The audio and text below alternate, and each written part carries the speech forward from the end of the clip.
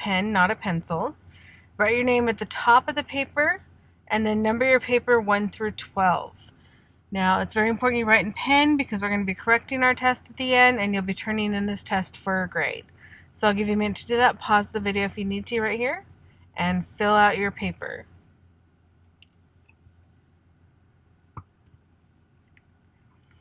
Okay, so here we go with our quiz. Number 1, which of the following is not one of the 4 schools of thought that reflect the key philosophies of education?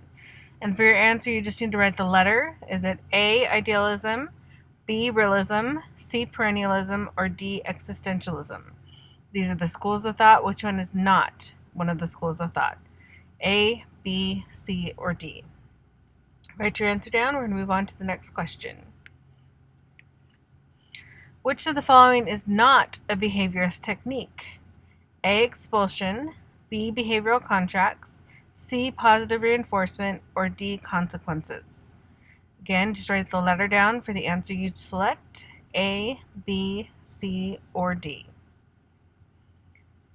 Question 3. Which of the following is not a feature of a progressive curriculum? A, focus on peers, B, action-centered, C, equality-centered, or D, teacher-centered? Again, which letter is it? A, B, C, or D? 4. Who was a key educator in perennialism? A, Robert M. Hutchins, B, Mortimer Adler, C, Allen Bloom, or D, all of the above? And write your answer, A, B, C, or D. Question 5. Which of the following are strategies for developing a learning community? We have A, Socratic circles and choral reading, B, accountable talk and choral reading, C, service learning and accountable talk, or D, Socratic circles and volunteer work? So is it A, B, C, or D? Write down your answer. Let's move to the next slide. 6. Deculturalization is the process of destroying a culture and replacing it with a new culture. Is it true or false? So A is true, B is false. 7. The 4 dimensions to consider when creating an autobiographical narrative are A, sociocultural, linguistic, academic, or psychological, B, socioeconomic, literacy, academic, cognitive, C, socioeconomic, linguistic, academic, or cognitive, or D, sociocultural, linguistic, academic, or cognitive? Which of the 4 are the 4 dimensions to consider when creating an autobiographical narrative? Question 8. Progressivism is a very teacher-centered philosophy of education. Again, true or false? A is true, B is false. Question 9. Which of the following is not one of the multiple intelligences? A, musical, B, interpersonal, C, scientific, or D, mathematical? Again, which answer are you going to select? A, B, C, or D? Question 10. Behaviorism is focused on the study of observable behaviors. A, true, B, false? Is it A, true, B, or false? Question 11. Which of the following is not one of the types of schools in colonial America? A, Dame School, B, Franklin School, or C, Latin Grammar School? So A, B, or C? Then our last question here. Perennialism is based upon the beliefs that there are everlasting ideas and universal truths. A, true, B, false?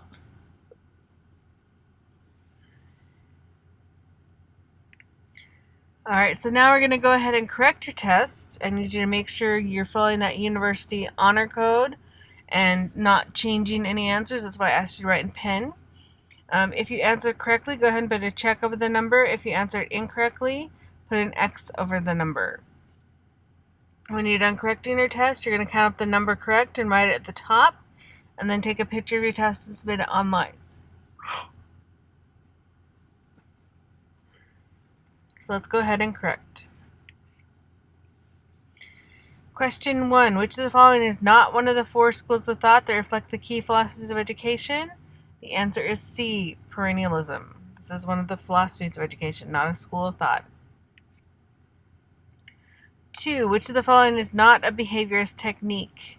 It's A. Expulsion. The other 3 are indeed behaviorist techniques. 3. Which of the following is not a feature of a progressive curriculum? D. Teacher-centered. A progressive curriculum is not teacher-centered. It's student-centered. 4. Who was a key educator in perennialism? Actually, all of these were key educators in perennialism. So our answer is D, all of the above. 5. Which of the following are strategies for developing a learning community? C is service learning and accountable talk. These are the strategies for developing a learning community. 6. Deculturalization is the process of destroying a culture and replacing it with a new culture. This is false. It's not the destroying of a culture, it's the changing of a culture. 7. The 4 dimensions to consider in creating an autobiographical narrative are D. Sociocultural, linguistic, academic, and cognitive. 8. Progressivism is a very teacher-centered philosophy of education.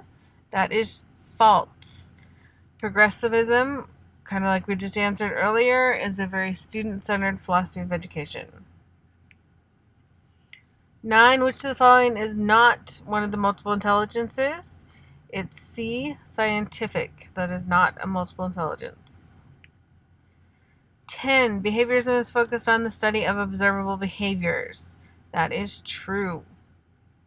So letter A.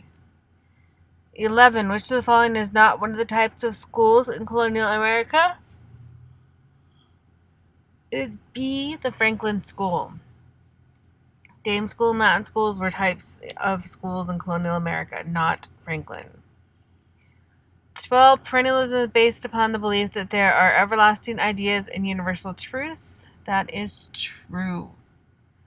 Alright, so take a minute now to add up the total number of answers you got correct and write that at the top of your paper. Okay, so let's debrief our quiz, and just a note, you are not going to need to turn the quiz for a score, but I want you to kind of think about if you had to turn in this quiz for a score, how would you feel? So let's start out with what was different about doing a simulation like this.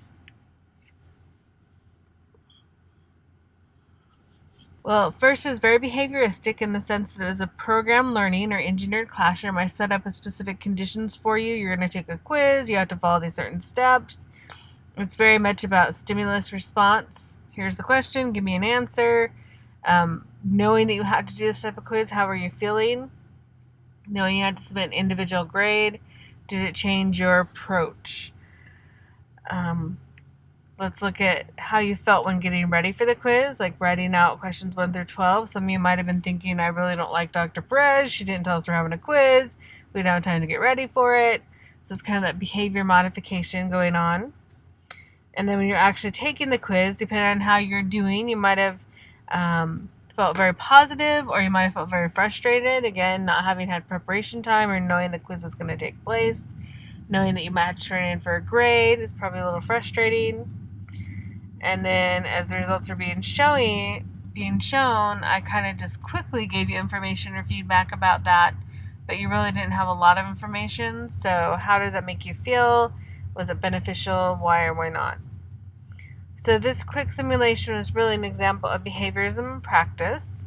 So given our simulation, given the experience you just had, what comes to mind when you hear the term behaviorism? And what behavioristic acts have you engaged in as a student? Have you done things like this where you've been in a classroom that's very structured, based on stimulus response?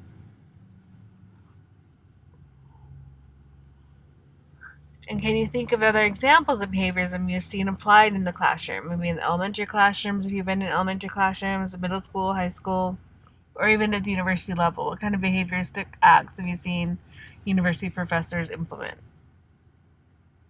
For example, in the face-to-face classes, I always have students sign in and pick up folders every day they come into class. That's a very behavioristic approach. If they're given rewards for being there every day for attendance, again, that's very behavioristic. In elementary schools, we might see behavior cards where they get letters or colors or move up and down a chart. Those are all examples of behaviorism. So the key with behaviorism is that there's really no such thing as free will. Skinner plays a really big role in this. We see the quote over here on this side. He says, "I did not direct my life. I didn't design it. I never made decisions. Things always came up and made them for me. That is what life is." So Skinner is really a firm believer in this idea that learning is a physiological response to stimuli. And human nature really isn't either good or bad, but it can be shaped by the environment. We see this behavioristic approach a lot in elementary schools with the way we have students line up, the way we have students follow procedures. We shape them through that environment. So it's a lot about behavior modification. But advocates of a true behavioristic approach are going to say we really want to reinforce that positive reinforcement rather than negative reinforcement to shape and refine learning. So it's kind of a program learning through a very specific engineered classroom setup. And it's very focused on the individual. Every individual is going to have different things that will work for them in a behavioristic approach. So let's look at a real world example, and I have real world on quotes here, and you'll see why in just a minute. But as you watch this, think about what behavioristic acts are being implemented and if this really would work in real life. Are you finished? Well, thank you. How thoughtful. Would you like a chocolate? Yeah, sure. Thanks. Oh, sorry, Sheldon. I almost sat in your spot. Did you? I didn't notice. Have a chocolate. Thank you.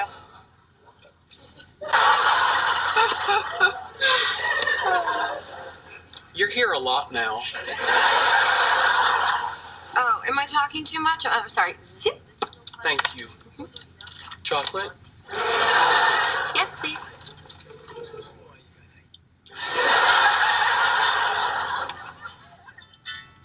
Oh. Hey, Kim. Yeah, you know what? Hold on. Let me take this in the hall.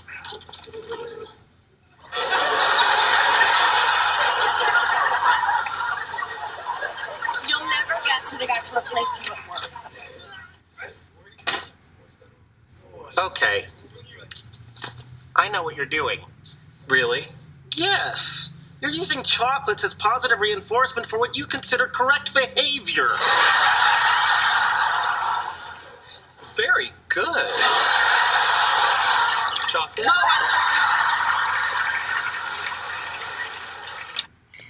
Okay, we're going to stop it there, but I want you to, not really in small groups, but individually, go ahead and think about these questions.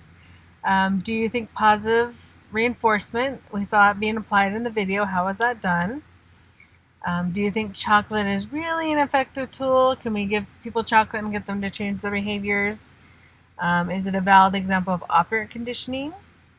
And is it really valid to change others' behaviors in practice? So do we want to change the way people interact and react to information? And then what are the implications of this video when it comes to behaviorism as a whole? And then how might you apply what you learned from this example and Skinner's work to your future professional practice? Will you use positive reinforcement within your own future classroom? Why or why not? Okay, to kind of help you get a better sense of what this might look like in your future classroom, if you sign into the Week 3 course module, you'll see that there's a document titled Elementary Teacher Behavior Strategies and one titled High School Classroom Management Strategies. So if you're an elementary emphasis, go ahead and read the one that says Elementary Teacher Behavioral Strategies. If you're secondary focused, read the one titled High School Classroom Management Strategies. After kind of skimming through each document or the one that applies to you, think about the following. How did the strategies shared reflect a behavioristic approach to instruction? Which strategies have you heard of or seen before? And how might you apply one or more of these strategies to your content area? So this will just give you a better idea of the different examples of behaviorism out there at the different grade levels. There's one more document in your folder for week 3 titled Free Rewards and Incentives. This covers both elementary and secondary students. So once again, kind of skim through that and see if you've heard or seen some of these strategies implemented. Also think about, do you see yourself being able to apply some of these strategies in the future? What do you consider to be the pros and cons of using some of these rewards and incentives with students? And how would you try to identify a specific example of strategy you might apply in your grade level or content area? Is there one from here that you can pull and maybe apply in your future professional practice? Okay, now to get one last look at behaviors in practice, we're going to watch a coffee talk here and learn a little bit more about how this looks in a real classroom. Oops, sorry, let me go back to that. Here we go. Okay, welcome to our coffee talk on behaviorism. I'd like to welcome Ms. Jill Woods, who's going to give us some great insight and information about behaviorism in the classroom. So I'll turn it over to her and have her tell you a little bit about herself and who she is. You have and no what she new does here. messages. Well, I'm Jill Wood, and I teach the Social Studies Methods courses here at K-State in Block C. And I also am the Block C coordinator, so that's under my umbrella of duties. And I also teach a secondary social studies class, the colloquium class. So I kind of cover elementary social studies all the way up to secondary social studies here in my position at K-State. I also supervise student teachers and practicum students, and so that leads into my other job with the MAT program. I am for our first cohort, I was a supervisor. I have my own little eight students. But this semester, I am one of the supervisors of the teaching assistants. So I am kind of the middle level person that is in charge of all of the people that are grading and supervising you throughout the year. So so you'll see my name come up in different things, just here and there, but I am kind of a point of contact, I guess. Yeah, she is an excellent resource, so definitely feel free to look her there. She'll be wonderful for you. So let's go ahead and talk a little bit about your wonderful experience in classrooms and your exposure to behaviorism. Can you tell us a little bit more about that? Sure. I have a wide variety of experience. I started out in a first grade classroom, and then my experiences led me to a sixth grade classroom. I just kept getting older and older, so I taught language arts, math at the middle school level, and then I ended up teaching high school English and journalism and a little bit of social studies in there. So just a wide variety of things, and so I have this varied knowledge from kindergarten all the way up to seniors, and so how behaviorism kind of falls in there. But I would say that behaviorism is the foundation of a good classroom. It is the foundation of classroom management, and so therefore it has a place in every single grade level, even at the college level. Definitely. So when you talk about that foundation, can you tell us some of those core tenets of behaviorism that you see as kind of a foundation? What would we see as teachers in the classroom?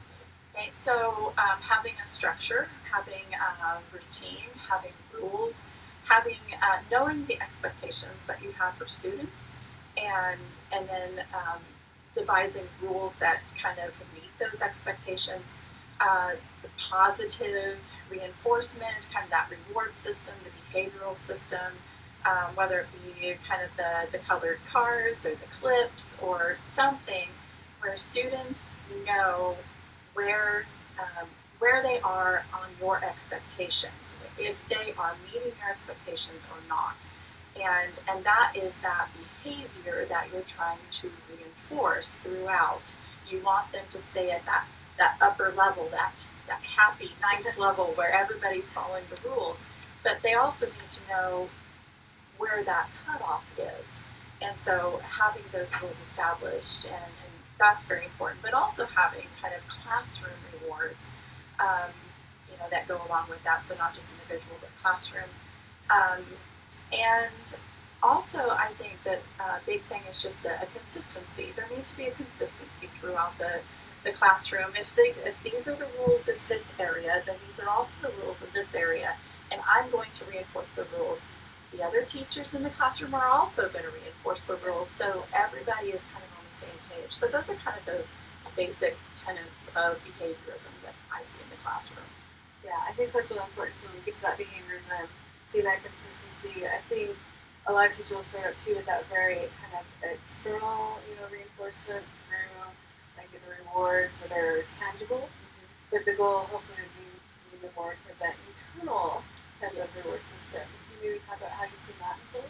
That is one of those things where you got to catch kids being good, and when you just praise, especially at the lower levels, you can really get away with that. Like, oh, I see how Della is doing. Oh, look how she walked so quietly over to her seat and is ready to work. And then the other kids are like, oh, she got attention from the teacher, and look at, I want that too. Of course, as you get with older students, that doesn't happen as much. I would say that I see things like, this group is just really doing a great job, and giving examples of tangible examples to them, to the rest of the class. Like, they had this great conversation about this topic, and then that models your expectations to the rest of the groups. Students as you get older don't necessarily like to be singled out, and so giving those group positive reinforcements are really good as well. Yeah, I think that's really important too, because as like as you move up in the grades, your reinforcements will look different. Something at a kindergarten level will look very different than a 5th grade level versus like an 8th grade level. Very much so. So I really appreciate you taking the time to share with us some information about behaviorism and how you see it in the classroom, how you apply it yourself as a teacher. Thank you for also providing our master students with some insight as to what they're going to see in the future when it comes to working with you. And I appreciate you attending this coffee talk with us. I will look forward to seeing you again in the future. Yeah, thank you for inviting me.